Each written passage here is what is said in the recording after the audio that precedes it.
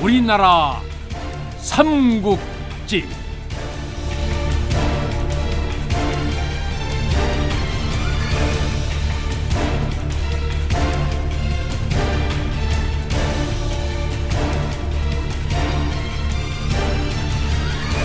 제14부 명림답부.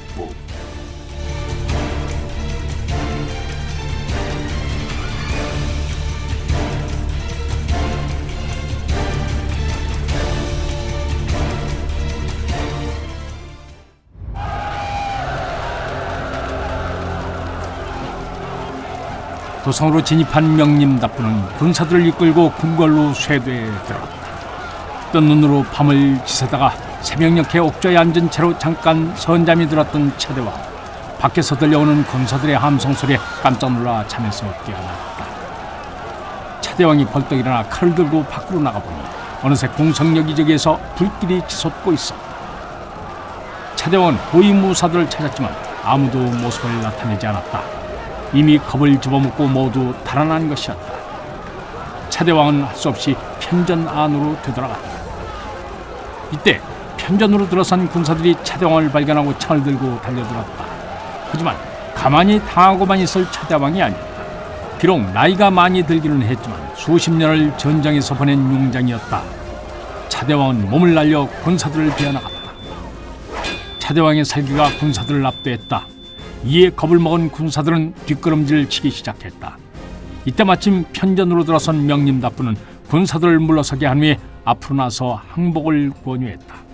그동안 백성들이 받았던 고통을 생각하면 죽여 마땅하나 죄를 뉘우치고 순순히 항복한다면 목숨만은 살려주겠어.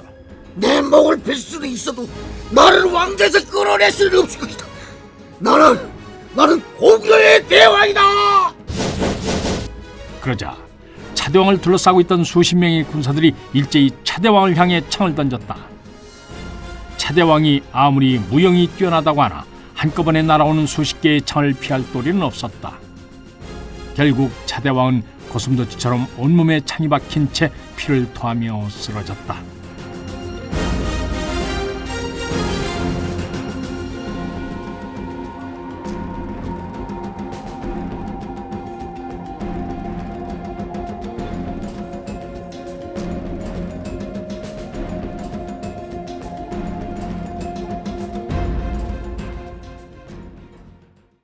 명림답부는 차대왕의 시신을 수습하고 궁궐을 완전히 장악했다.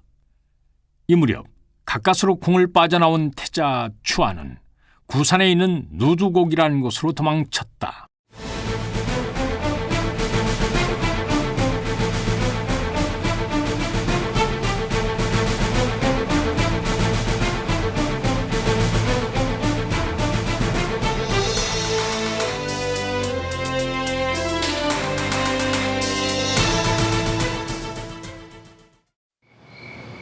추안이 누두곡에 이르렀을 때는 이미 날이 어두워질 무렵이었다.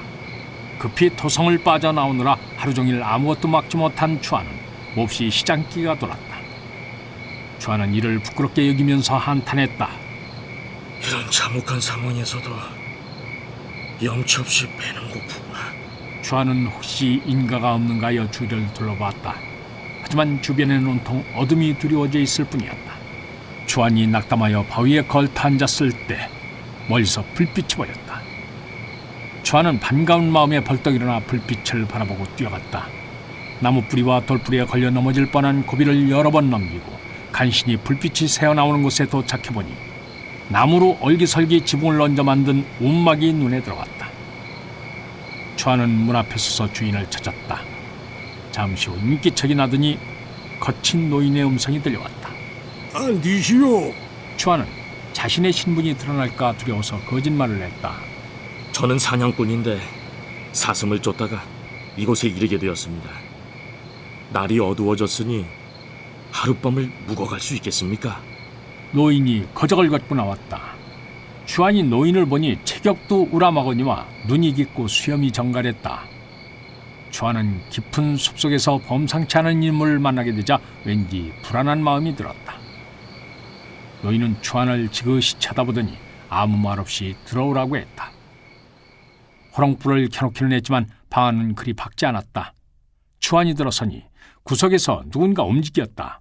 주안이 놀라서 움찔거리니 노인은 대수롭지 않다는 듯이 말했다. 내 손녀이니 신경 쓰지 마시오. 노인은 주안에게 구원하여 앉게 했다. 무척 시장하시겠소. 이 밤까지 아무것도 들지 못한 것 같으니 내 다른 곳은 없고 말린 고기가 조금 있으니 그것으로라도 허기를 때우시구랴. 주안은 몹시 시장하였던 터라 노인이 준 육포를 순식간에 먹어치웠다. 노인은 주안에게 아무것도 묻지 않았다. 이제 밤이 깊었으니 주무시구려. 좁은 구석에 몸을 누인 주안은 쉽게 잠이 오지 않았다. 마음속에서 떨쳐지지 않는 불안감과 묘하게 귀를 간지르는 여인의 숨소리 때문이었다. 날이 밝자 노인은 주안을 밖으로 데리고 나왔다. 나는 이곳에서 땅을 일구고 사냥을 해서 입에 풀칠을 하며 살고 있소. 여기서 머무르는 건 탓하지 않을 것이나 자신이 먹을 것은 알아서 해결하시오. 노인은 주안이 사냥꾼이 아니라는 것을 알고 있는 듯했다. 어찌 보면 당연한 일이었다. 주안의 행색이나 거동은 산사람과는 거리가 멀었다. 그때부터 주안은 그곳에 머물면서 노인을 도와 밭일도 하고 때론 사냥을 다녔다. 시간이 흘러 두려움이 사라지고 일이 익숙해지자 오히려 궁성에서의 생활보다 더 편하고 즐거웠다. 궁성에서는 태자로서 격식에 갇혀 숨막히는 생활을 했는데 산속에 있으니 누구도 뭐라 할 사람이 없어 더할 나위 없이 자유로웠다. 게다가 주안의 마음을 사로잡는 것이 있었으니 그것은 바로 노인의 손녀인 사후향이었다.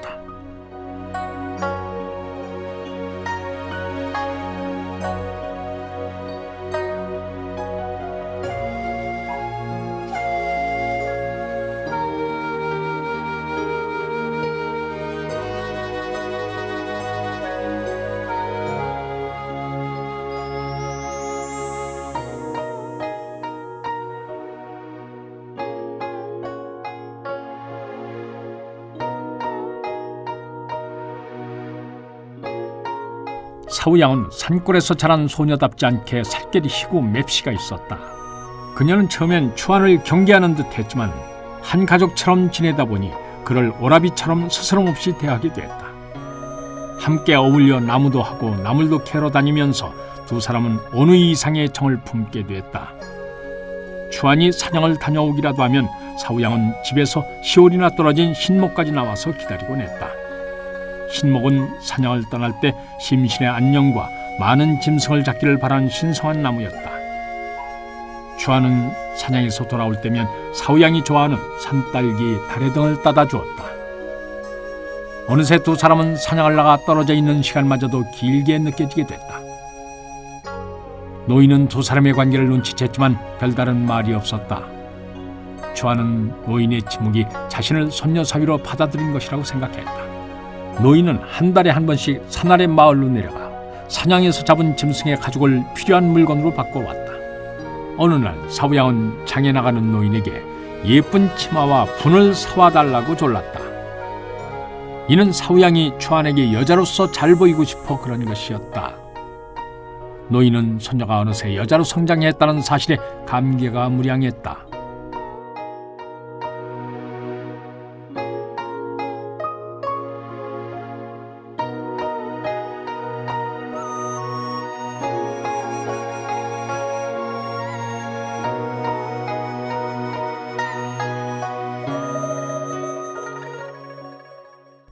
주안은 도성의 일을 모두 잊고 산속에서 사후양과 함께하는 행복한 생활을 꿈꿨다.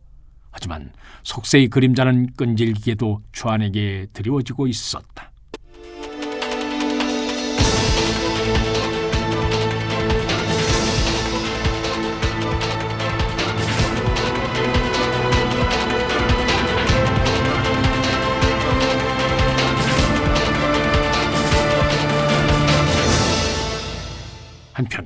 궁궐을 점령한 명림답부는 어지류가 돌아오자 누구에게 왕위를 잇도록 할 것인가를 의논했다. 어지류가 조심스럽게 물었다. 장차 새 임금을 세워야 할 텐데 누가 적당하겠는가? 명림답부는 주저없이 대답했다.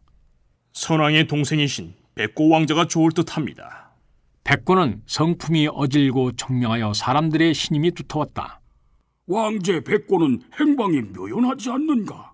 지난날 백고는 형 수성에게 충정을 간하다가 받아들여지지 않자 훗날의 화를 두려워하여 고국곡으로 피하여 깊은 산속에 숨어 살고 있었다. 제가 은밀히 수소문해 보니 고국곡에 머물고 계시다 합니다. 그렇다면 당장 모셔오도록 하게. 어지류는 화제를 다른 곳으로 돌렸다. 그리고 태자 추한이 달아났으니 분명 후한이 될 걸세. 반드시 찾아서 없애도록 하게. 그러나 명림답부는 어지류와 의견을 달리했다.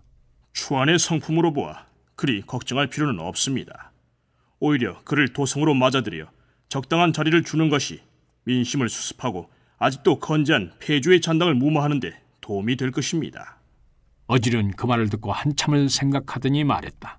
그렇다면 그 문제는 자네가 알아서 하겠나? 명림답부는 즉시 고국곡으로 달려갔다.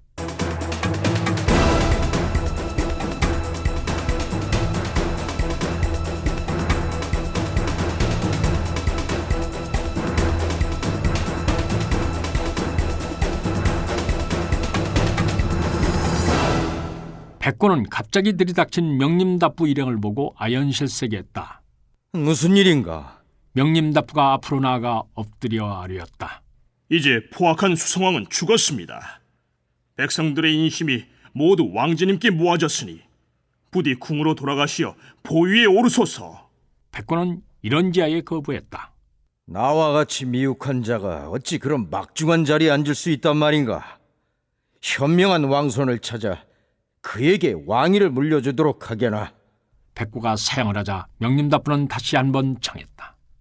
선왕의 폭정으로 인해 백성들이 상처를 입은 채 신음하고 있사옵니다.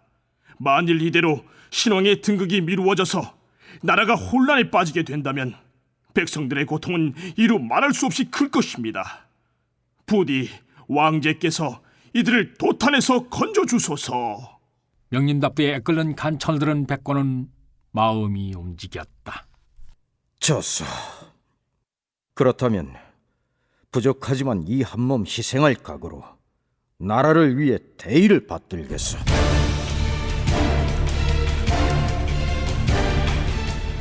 서력 165년에 백고가 궁으로 돌아와 왕자에 앉은 이가 바로 고구려 제8대 임금 신대왕이다.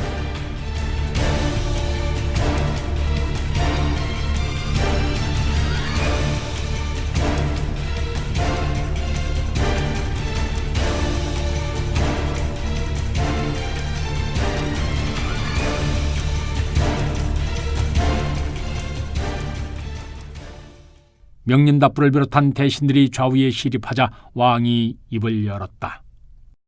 짐이 비록 왕의 지친으로 태어났지만 본래 임금의 덕을 갖추지 못한 위인이요. 지난날 태조대왕께서 형제들을 의리로 대하셨는데도 불구하고 수성은 파당을 만들고 스스로 반란을 꾀하여 임금의 자리에 올랐소. 나는 그의 성정을 잘 아는지라 화가 두려워 멀리 떠나 있었던 것이오. 그러나 수성이 죽었다는 소식을 들으니 어찌 형제의 정으로 슬픔이 없을 수 있겠는가? 하지만 백성들이 받들고 백관이 권하니 지금까지의 구원일랑 모두 잊고 새로운 마음으로 숭고한 자리에 올라 나의 작은 몸이 부서질 때까지 나라를 위해서 일해 나갈 것이오. 경들도 나를 도와 궁궐 쇄신해 주기를 바라오.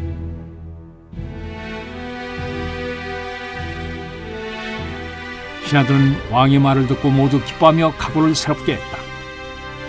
명림답부는 신대왕의 뜻을 받들어 전국에 방을 붙여 새로운 왕의 즉위를 알리는 한편 태자 추한에게 돌아올 것을 권유하는 내용을 포고하게 했다. 이것은 태자를 포용함으로써 지난날의 앙금을 모두 씻고 민심을 안정시켜 새로운 시대를 열겠다는 의지였다. 이에 발맞춰 신대왕은 대사령을 내려 경미한 죄를 짓고 옥에 갇힌 죄수들을 모두 풀어주게 했다.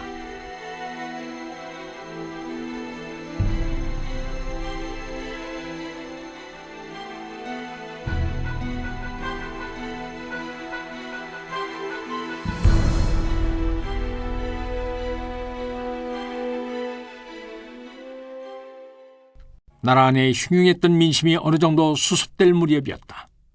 누두고개의 노인은 짐승의 가죽을 처분하고 장을 보기 위해 산아래 마을로 내려갔다. 노인이 저자에 들어서자 왕이 바뀌었다는 소식으로 온 동네가 술렁거리고 있었다. 노인이 주위를 살피니 많은 사람이 모여서 수군거리고 있었다. 다가가서 살펴보니 한 관리가 사람들에게 보고문의 내용을 알려주고 있었다. 그러니 태자 추하는 이 글을 보는 즉시 도성으로 돌아와 왕을 배할도록 하라. 내용인즉 추한을 사면하고 중용하겠다는 것이었다. 노인은 한동안 골똘히 생각하는 듯했다. 그리고 아무 일도 없었다는 듯이 볼일을 보러 갔다. 집으로 돌아온 늙은이는 추한을 조용히 불렀다. 추한은 노인이 장에 다녀온 후로 안색이 굳어있는 것을 예의주시하고 있었는데 은밀히 부르니 잔뜩 긴장하여 방으로 들어갔다. 노인은 추한을 찬찬히 바라보며 생각에 잠긴 듯하더니 이윽고 심각한 어조로 말을 했다.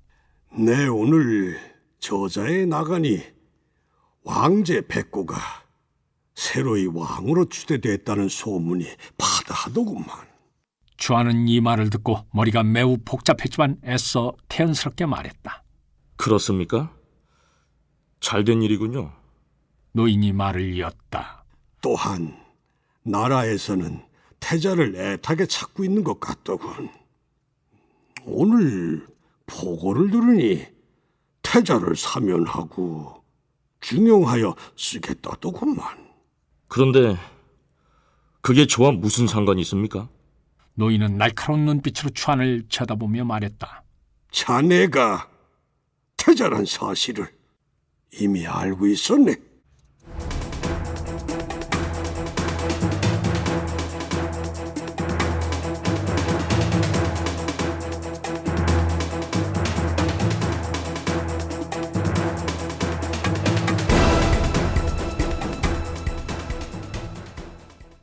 뜻밖의 말에 추한은 당황했지만 끝까지 발뺌했다. 무슨 말씀이신지 모르겠습니다. 자네는 수성왕의 외모는 물론 말투까지 꼭 빼어 닮았네.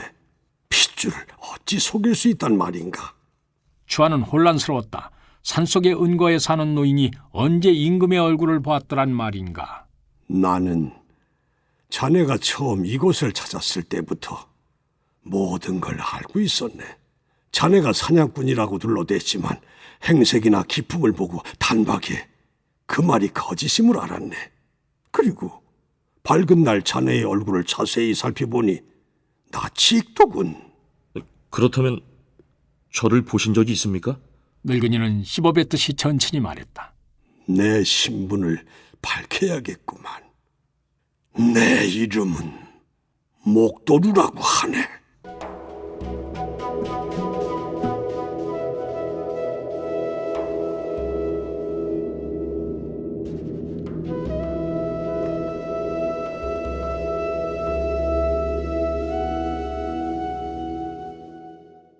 추한은 충격을 받았다. 목두루라면 태조대왕 시절 좌보를 지내다가 수성이 역심을 품자 벼슬과 재산을 모두 버리고 낙향했다는 조정의 공신이 아닌가.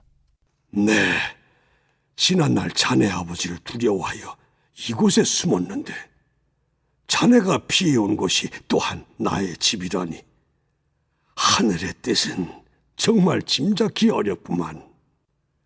나는 이를 인연이라 생각하고 자네를 아무 말 없이 받아들여 이제까지 살아왔네. 하지만 자네는 이 산속에서 은거하여 살기에는 너무 좁네. 이제 대사령이 내렸으니 이곳을 떠나 다시 도성으로 돌아가도록 하게나. 그러자 추한은 목도루에게 매달리며 애원했다. 제가 가기는 어딜 간단 말입니까? 이곳이 제 집이고 어르신은 저의 부모와 같습니다. 제가 정든 집을 떠나서 어찌 살아갈 수 있겠습니까? 아버지에 대한 원한 때문이시라면 제가 살아가면서 두고두고 속죄하겠습니다. 그러자 목도루가 다정하게 추안을 다독였다. 그런 것이 아닐세. 나는 이미 모든 걸 용서했다네. 그리고 자네를 친아들처럼 생각하고 있네. 자네는 이런 깊은 산속에 운둔하면서 세상과 등지고 살 사람이 못 되네. 그래서 떠나라고 하는 것이야. 그러니 더 이상 긴 말 하지 말게. 목도루가 더는 상대해주지 않자 추안은 난감한 얼굴로 목도루를 바라만 볼 뿐이었다. 그때 밖에서 두 사람의 대화를 듣고 있던 사후양이 사색이 되어 뛰어들어왔다. 할아버지, 오라버니가 떠나야 한다니 말도 아니 됩니다.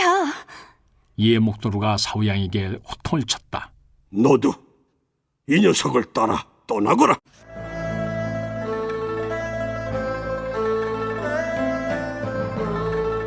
냉정하게 말은 했지만 목도루는 손녀에 대한 사랑으로 가슴이 미어졌다.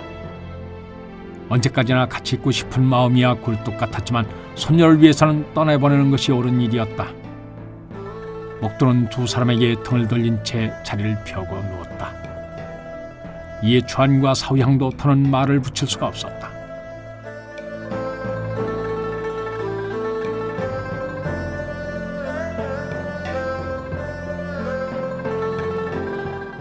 다음 날 추안이 일어나 보니 옆에 누워있던 목도루의 모습이 보이지 않았다. 그리고 목도루가 쓰던 물건들도 모두 사라지고 없었다. 추안은 목도루가 떠났다는 것을 짐작할 수 있었다. 추안은 할아버지가 떠났다는 것을 알고 슬피 울고 있는 사후양을 다독였다. 어르신이 우리에게 미래를 낭비지 않으시려고 홀로 떠나신 것 같구나. 그분의 뜻을 쫓아 함께 도성으로 가자꾸나. 이렇게 하여 추안은 사후양을 데리고 도성으로 돌아왔다.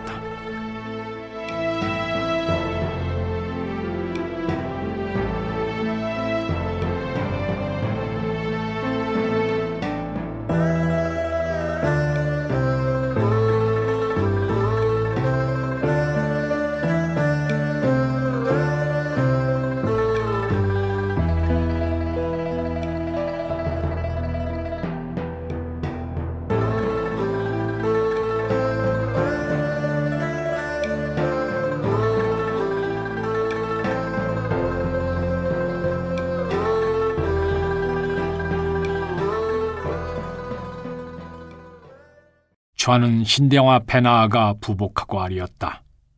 앞서 나라에 기이가 있었을 때 신이 차마 죽지 못하고 산속으로 도망하였다가 지금 폐하의 정령을 듣고 감히 죄를 고하고자 나왔사옵니다.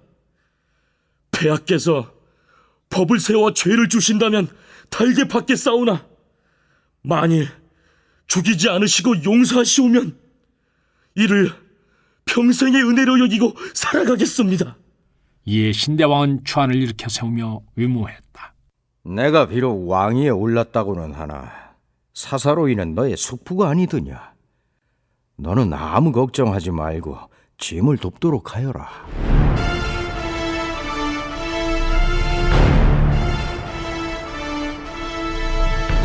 신대왕은 추안에게 그가 머물던 구산내와 누두곡 두 곳을 시급으로 주어 봉하고 양국군으로 삼았다. 신대왕은 명림답부의 공을 크게 인정하여 그를 국상으로 삼고 패자의 관등을 주었으며 중위의 병마사를 맡게 했다. 그리고 양맥부락을 봉지로 내렸다. 이로써 명림답부는 정사와 군사 모두를 통괄하게 됐다. 이때 국상이란 이전의 좌보와 우보를 통합한 관직이니 명림답부의 권한은 실로 막강한 것이었다.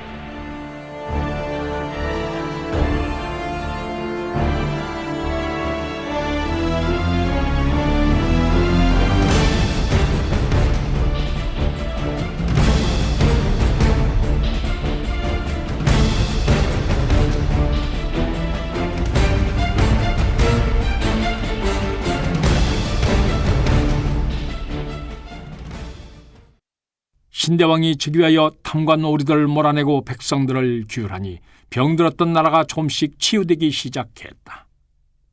하루는 신대왕이 명림답부를 불러 물었다. 나라를 부강하게 할 수 있는 방법이 무엇이오? 그러자 명림답부가 기다렸다는 듯이 대답했다.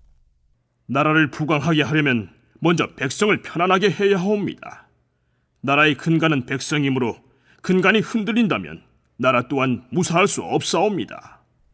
신대왕은 고개를 끄덕이며 다시 물었다. 그렇다면 백성을 편안하게 해줄 수 있는 방법은 무엇이오? 먼저 백성들의 사정을 살피시고 그들의 처지에 맞게 살림을 도우셔야 할 것이옵니다. 그리고 명철한 인재를 발탁하여 정사를 맡기고 아름다운 옛 풍속을 일깨워 관리들의 기강을 바로 세움으로써 백성들이 따를 모범을 만들어 주어야 합니다. 그러면 백성들이 조정을 믿고 자신의 본분에 충실하게 되니 자연히 그들의 살림이 윤택해지고 더불어 국고가 가득 찰 것이옵니다. 신대왕 명림답부의 간언에 따라 현명한 인재를 발굴하여 등용하는 한편 나라의 기강을 바로 세우기 위해 지방관들을 감찰하고 효자, 효녀들을 뽑아 상을 내렸다. 또한 호라비, 과부, 고아, 자식이 없는 노인들과 연로한 자들 중 생활이 어려운 자들에게 의식을 나누어 주었다.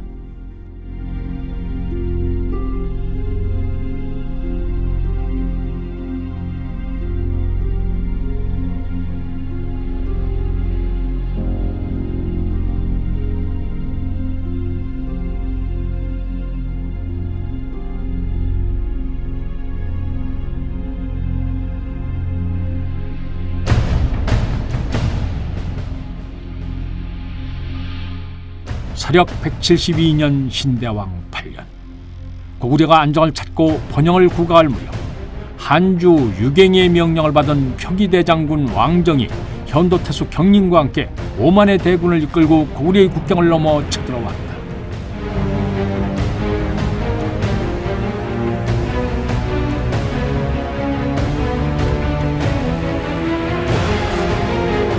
이 당시에 한나라 정국은 혼란의 소용돌이 속에 빠져 있었다. 외척과 환관의 권력 다툼에 관료 사대부들까지 집단을 결성하여 끼어들었기 때문에 정부는 한치 앞을 내다볼 수 없을 정도로 변화무쌍했다. 사대부란 육아 경학을 익혀 지방관의 전구와 중앙 부서들의 선발로 관리가 되어 정치적 지위를 획득한 지식인들이었다.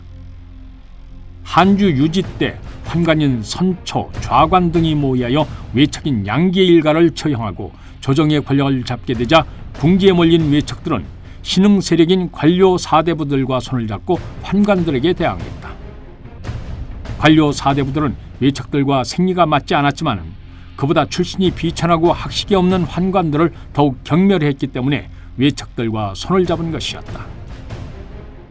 관료 사대부들은 도성과 지방에서 인물을 품평하는 명사와 태학을 그 기반으로 했는데 그 중에 도성의 태학은 사방에서 모여든 인재의 수가 1만이 넘었다. 태학생들의 언행은 여론에 영향을 주기에 충분하여 관료와 명사들의 중요한 지지 기반이 됐다. 이들은 환관의 전횡에 불만을 품고 반대했다.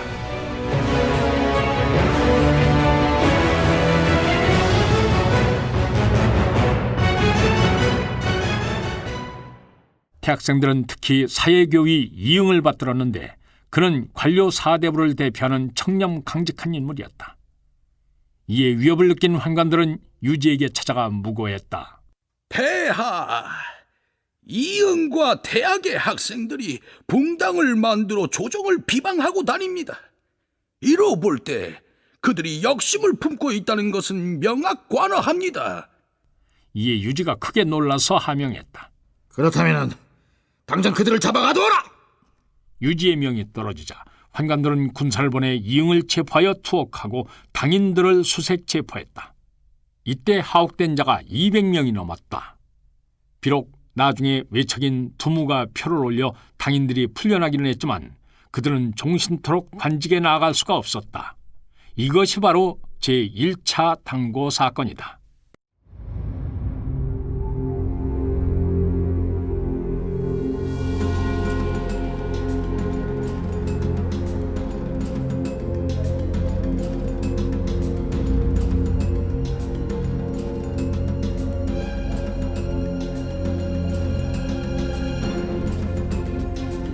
유지 때 이르러 명사인 진번이 태보의 자리에 오르고 외척인 대장군 두무와 함께 집정하자 이응을 비롯해서 근거대에 있던 사람들은 다시 기용하고 환관들을 추살할 계획을 세웠다.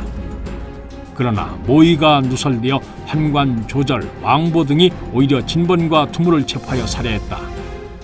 이때 그들의 문생과 측근의 관리 모두가 관직에서 쫓겨나고 검거의 형벌을 받았다. 그 다음에도 환관들은 명사 장검이 붕당을 만들어 사직을 위태롭게 한다고 무고하여 수많은 당인을 체포하여 그 수가 600~700명이나 됐다. 이응은 이때 결국 옥중에서 숨을 거두었으니 이것이 바로 제2차 당고 사건이었다. 두 차례의 당고 사건으로 환관들은 권력을 확고히 했는데 그 중에서 조절, 왕보 등 세력이 강한 이들을 일컬어 십상시라 불렀다. 이처럼 환관 외척 사대부의 이전 투구로 조정이 시끄러운 동안 지방의 지주들은 세도가들과 손을 잡고 백성들의 땅을 빼앗으며 재산을 늘려갔다. 여기다가 엎친 데 덮친 격으로 홍수, 가뭄, 메뚜기 떼의 피해가 매년 끊이지 않으니 땅을 잃고 굶주린 백성들은 고향을 버리고 걸식하며 떠돌아다녔다. 더 이상 참을 수 없었던 백성들은 각지에서 기의를 일으켜 관리를 죽이고 성읍을 불태워 항거했다. 이런 상황에서 한나라는 백성들의 관심을 외부로 돌리기 위해 무리를 내서 고구려를 침략한 것이었다.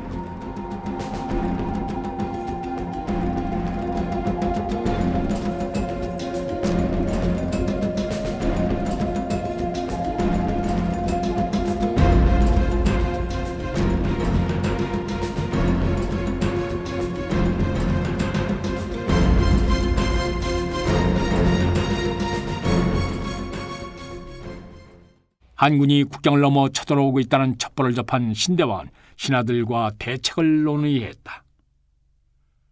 양국군 추한이하리였다. 한군은 자신들의 숫자만 믿고 우리를 업신여기고 있습니다. 만일 우리가 나가 싸우지 않는다면 그들은 우리를 우습게 여기고 수시로 쳐들어올 것이옵니다. 우리 고구려는 산이 험하고 길이 좁아서 한 사람이 요충을 지키고 있어도 만 사람이 이를 당하지 못할 것입니다. 한시바삐 군사를 보내어 그들을 막아야 합니다. 대부분의 신하가 추한의 의견에 동의했다. 그때 잠자코 있던 국상 명림답부가 나서서 반대했다. 그렇지 않습니다. 한군은 그 숫자가 많을 뿐 아니라 강한 군대이옵니다. 만일 정면으로 부딪힌다면 우리 군사의 피해도 적지 않을 것입니다. 본시 군사가 많으면 나아가 싸우고 적으면 마땅히 지키는 것이 병가의 상식입니다. 그러니 한군이 도성에 이를 때까지 기다려야 합니다. 저들이 이곳에 도착할 때쯤 되면 오랜 원정에 군사들은 지치고 보급선이 길어져 양식은 바닥을 볼 것입니다. 그러니 오래 버티지는 못할 것입니다. 우리는 저들이 오기 전에 해저를 깊이 파고 성벽을 높게 보수하여 방어할 준비를 해두면 됩니다. 우리가 성을 굳게 지키기만 한다면 한 달도 지나지 않아 저들은 식량이 바닥나서 퇴각하게 될 것입니다. 그때 강병을 이끌고 나아가서 후퇴하는 한군을 무찌른다면 쉽게 이길 수 있습니다. 신대왕이 기뻐하며 명림답부의 계책을 받아들였다.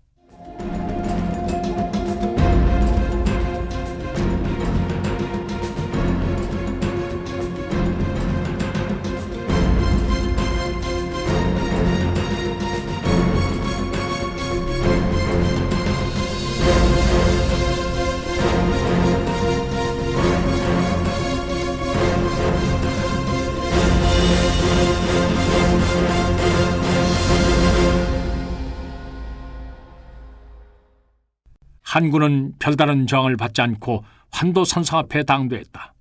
고구려군과 여러 차례 싸운 경험이 있는 현도태수 경림은 지금껏 고구려군이 나타나지 않는 것을 이상히 여겼다. 지금껏 고구려 군사들이 아무런 저항도 하지 않은 것을 보니 함정이 있는 것이 틀림없습니다. 하지만 왕정은 경림의 걱정을 대수롭지 않게 여겼다. 그럴 리가 있겠느냐? 필시 저들이 우리의 대군을 보고 겁을 집어먹기 때문에 나서지 못하는 것이다. 경림은 그런 왕정의 태도가 못마땅했지만 반박을 하지 못했다. 왕정은 유경의 측근으로 막강한 권력을 지닌 환관 왕보의 양자였다. 경림으로서는 비록 그가 경박한 소견을 가지고 있고 경험이 일천하다 하더라도 유경이 파견한 장수인데다가 왕보의 후광을 입고 있었기 때문에 함부로 대할 수가 없었다. 경림은 일단 척후병을 보내 환도 선생의 형세를 살피게 했다. 성 안에는 별다른 움직임이 보이지 않습니다. 얼마 후 돌아온 척후병의 보고를 받은 경림은 더욱 의심이 들어 함부로 성으로 접근하지 못했다. 왕정은 경림을 보고 답답하다는 듯이 말했다. 태수는 어찌 그리 소심하단 말이냐? 이는 필시 저들이 겁을 먹고 숨어 있는 것이다. 내가 내일 군사 3만을 이끌고 저 성을 함락시켜 보이겠다. 이튿날 왕정은 말기는 경림을 뿌리치고 군사를 이끌고 성 앞으로 달려갔다.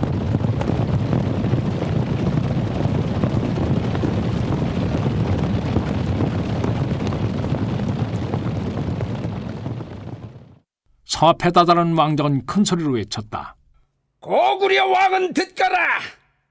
본관은 폐하의 명을 받고 너희들을 토벌하러 왔다. 천군이 왔는데 어찌 성문을 열고 나와 항복하지 않는 것이냐? 만일 순순히 나와 내 앞에 무릎을 꿇는다면 목숨만은 건지게 될 것이다. 그러나 성 위에서는 여전히 아무런 대꾸도 없었다. 왕정은 군사를 나누어 동서남 3면에서 성으로 접근했다. 성의 북쪽은 가파른 산을 등지고 있어 접근하기가 쉽지 않았고 성에 접근했다 하더라도 성둘레에 파둔 해자가 수심이 깊고 폭이 매우 넓어서 군사들이 건너기가 쉽지 않았다. 왕정은 부하들을 독려하여 간신히 해자를 건넜다. 선두의 군사들이 물에 흠뻑 젖어서 간신히 건넜을 때 갑자기 조용하던 성에서 화살이 빗발치듯이 쏟아졌다. 왕정의 군사들은 방비할 겨를도 없이 픽픽 맥없이 쓰러질 수밖에 없었다. 뒤따라 해자를 건너던 군사들은 물 한가운데서 화살에 맞아 죽어갔다. 죽은 군사들로 인해 해자의 물이 붉은 핏빛으로 변할 지경이었다.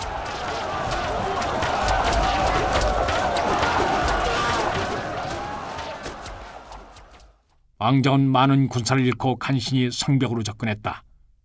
가까이서 보니 성벽은 더욱 높고 육중했다. 한군은 성의 규모에 기가 죽었다. 그러나 왕정은 머뭇거리는 군사들을 내몰아 성벽을 오르게 했다. 군사들은 갈고리를 던지고 사다리를 놓았으나 성벽 위에 미치지 못했다. 천신만고 끝에 몇몇 군사가 성의 중턱까지 올랐을 때 잠잠하던 성 위에서 바위와 끓는 물 그리고 오물이 마구 쏟아져 내렸다. 곳곳에서 돌을 맞거나 끓는 물과 오물을 뒤집어쓰고 떨어지는 자들이 속출했다. 왕정은 포기하지 않고 끝까지 군사들을 올려보냈지만 판도산성은 난공불락이었다.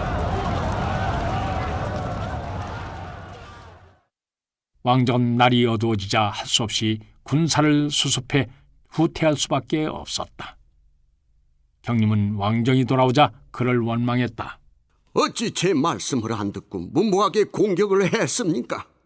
환도산성은 본시 천연의 요새로 뒤로는 험준한 상을 등지고 있고 앞쪽으로는 큰 강이 흘러 자연 해자 역할을 합니다. 쉽게 보고 공격할 성이 아니란 말입니다. 그러자 왕정은 도리어 짜증을 내며 대성일갈했다. 게람, 이곳까지 와서 가만히 앉아 구경만 하겠다는 것이냐?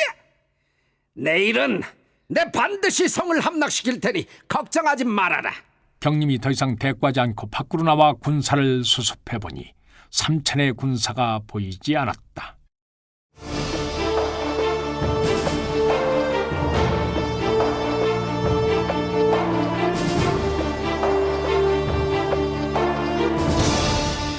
다음 날 경림은 출정하겠다고 억지를 부리는 왕정을 말리고 직접 나섰다. 그는 먼저 군사들을 나누고 교대로 성 앞으로 보내어 고구려군의 반응을 엿보았다. 성후의 고구려 군사들은 한군이 성 앞으로 가까이 오면 화살을 날려 저지했으나 성에 가까이 접근하지 않으면 다시 침묵을 지켰다. 경림은 성을 보유한 채 시간만 허비하고 있는 꼴이었다. 그렇게 며칠이 흐르자 한군의 식량이 바닥을 보이기 시작했다. 이에 조급증이 왕정이 성질을 냈다. 이렇게 시간만 보내다가 언제 성을 함락시킨단 말이냐? 이번에는 내가 가서 제대로 본때를 보여주고 오겠다. 왕정이 강하게 나가자 경림은 어쩔 수 없이 뒤로 물러섰다. 왕정은 정면 승부를 해서는 승산이 없다는 것을 알고 밤에 몰래 기습을 하기로 했다. 왕정은 군사들에게 긴 사다리를 만들게 해서 해자를 건널 때와 성벽을 오를 때 효율적으로 사용할 수 있게 했다. 어둠이 내리자 왕정의 군사들은 입에 매를 물고 성으로 접근했다. 사다리를 들고 해자를 건넌 한군은 성 밑으로 다가갔다. 왕정은 땅바닥이 이상하게 푹신하다는 것을 느끼고 의아해했다. 황급히 바닥을 살펴보니 유황과 건초더미들이 곳곳에 널려져 있었다. 그때였다. 갑자기 성 위에서 햇불이 환하게 밝아지더니 불화살이 날기 시작했다. 불화살이 땅에 떨어지자 불길이 일어나기 시작했다. 얼마 지나지 않아 성벽 아래는 온통 불바다가 됐다. 성 밑에 있던 한군들은 엉겹결에 불길을 피해 사다리로 올라섰다. 성 위의 고구려군들은 조창을 사용하여 사다리를 밀어냈다. 사다리에 매달려 있던 한군들은 모두 떨어져서 불길에 다 죽었다. 왕정도 뜨거운 불길을 피해 사다리를 타고 무작정 위로 올라왔다. 성 위에 있던 한 군사가 왕정에게 있는 힘을 다해 팔시위를 당겼다. 화살은 왕정의 턱을 뚫고 머리 깊숙이 박혔다. 왕정은 소리 한 번 제대로 질러보지 못하고 불구덩이에 떨어졌다. 한나라 군사들은 왕정이 허무하게 죽는 것을 보고 앞을 다투어 달아나기 시작했다. 도망치는 한나라 군사들의 뒤로 고구려군의 화살이 집요하게 날아들었다.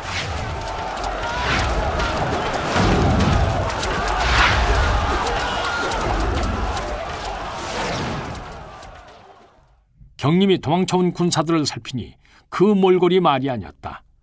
화상을 입어 얼굴을 알아볼 수 없게 된 놈, 옷이 몽땅 타서 반나나 다름없는 놈 등 출전할 때의 위풍당당했던 모습은 눈을 씻고 찾아보아도 찾을 수가 없었다. 도망쳐온 군사들에게 왕정의 죽음을 전해들은 경림은 탄식했다. 어리석은 자가 명을 재촉했구나. 한나라 군사들이 환도산성을 포위한 지 달포가 지났지만 날이 갈수록 사상자만 날 뿐이었다. 경림은 여전히 성을 함락시킬 방법을 찾지 못하고 있었다. 경림이 혼자서 고심하고 있을 때 부장 두선이 들어와 아뢰었다. 이제 식량이 바닥이 났습니다. 더 이상은 버티기 어려울 것 같습니다. 그렇다면 주변에 사는 고구려 백성들에게 식량을 공출하도록 하라. 그러자 두선이 난처한 표정을 지으며 말했다.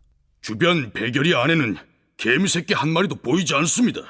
명림답부는 한군이 들이닥치기 전에 이미 백성들에게 식량이 될 만한 것은 남기지 말고 모두 태우고 성 안으로 들어오게 했다. 이를 일컬어 청야 전술이라고 불렀다.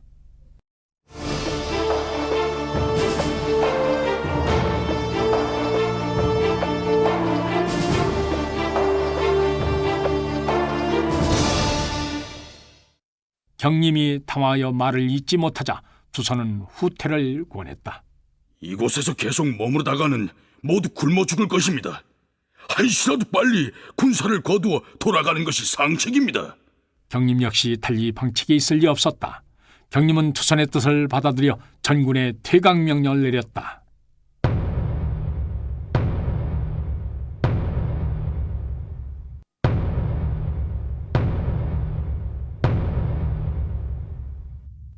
드디어 한군이 퇴각하고 있다는 소식을 들은 명림답부는 대가 우거와 주부 연인을 불러 명령했다. 너희는 지금 즉시 각기 경기병 3천을 이끌고 저놈들을 추격하여 섬멸하도록 하여라. 우거와 연인이 명을 받들고 급히 한군을 추격하여 나간 후 명림답부도 친히 경기병 5천을 이끌고 지름길을 이용하여 좌운으로 향했다.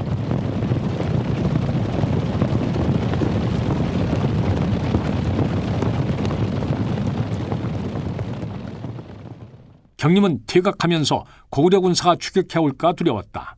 그래서 장군 투선에게 후위를 경계하며 따르게 했다. 한군이 좌원에 이르렀을 때였다. 어느새 뒤쫓아온 고구려 군사들이 한군의 후위를 공격했다. 두산은 목숨을 걸고 싸웠지만 이미 사기가 바닥에 떨어진 한군으로선 용기백배한 고구려군의 공격을 막아낼 수 없었다. 고구려 군사들은 사정없이 한군을 베어나갔다. 수세에 몰린 두산은 살아남은 군사를 이끌고 달아났다. 한참 달려가는데 한 장수가 나타나 두산의 길을 막고서 얼굴이 거무튀튀한 칼자국이 난 험상궂은 자였다. 두산은 그의 얼굴만 보고도 기가 질렸다. 험상궂은 장수가 두산에게 호령했다. 나는 고구려 장수 우거다. 얌전히 네 목을 바치거라. 우거는 창을 세우고 두산에게 달려들었다. 겁을 먹은 두산은 말머리를 돌려 달아나기 시작했다. 하지만 우거의 말이 더욱 빨라 순식간에 그를 따라잡았다. 우거는 말고뼈를 왼손으로 거머쥐고 오른손으로 창을 들어 두산의 등을 찔렀다. 창은 갑옷을 뚫고 깊숙이 들어갔다. 두산은 외마디 비명을 지르며 마루 위에서 떨어졌다. 장수를 잃은 한나라 군사들은 뿔뿔이 흩어져 달아나기 시작했다. 그때 명림답부가 이끄는 고구려 군사들이 나타나 달아나는 항구를 한 놈도 빠뜨리지 않고 무참히 척살했다. 결국 한나라 군사들은 거의 죽거나 항복하여 포로가 됐으니 살아 돌아간 자가 손에 꼽을 정도였다.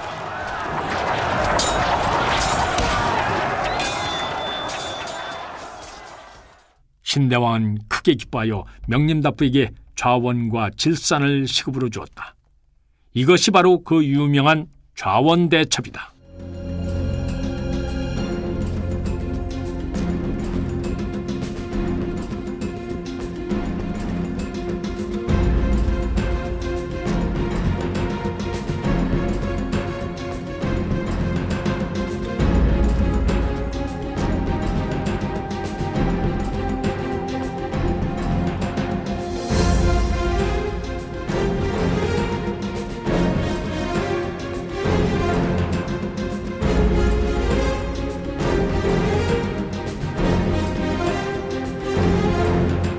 몇 년이 흐른 서력 179년에 명림답부가 향년 113세로 죽었다. 왕은 친히 영구에 나아가 통곡하고 7날이나 정사를 파했다. 왕은 예를 갖추어 명림답부를 질산에 장사 지냈다.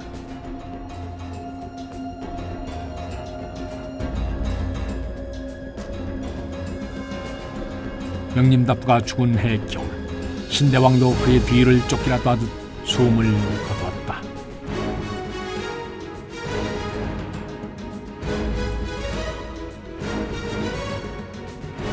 신대왕에게는 왕자가 여럿이 있었는데 왕은 그 중에서도 둘째인 남무를 특히 어여삐 여겼다. 남무는 신장이 구척이요 체격이 웅대하고 능히 큰 솥을 들어올릴 수 있을 정도로 힘이 세했다. 그는 어떤 일에 임하여서든 공명정대한 가운데도 너그러움과 위엄을 잃지 않았다. 그리하여 신하들은 물론 백성들도 모두 그를 사랑했다.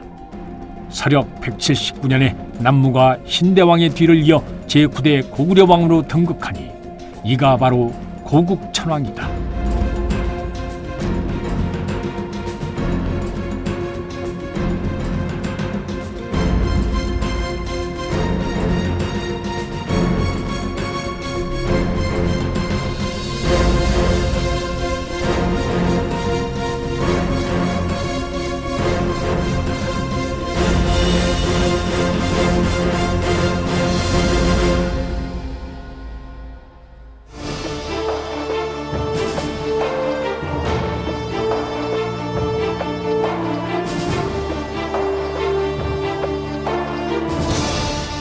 출연 황원, 송두석, 정기항, 이윤선, 황일청, 김익태, 박영화, 문선희, 장주영, 김병학, 이은주, 변종필, 이재웅, 신찬혁, 고성일. 해설 김종성. 음악 이춘화. 효과 엄기혁. 기술 서교식. 총진행 유만준.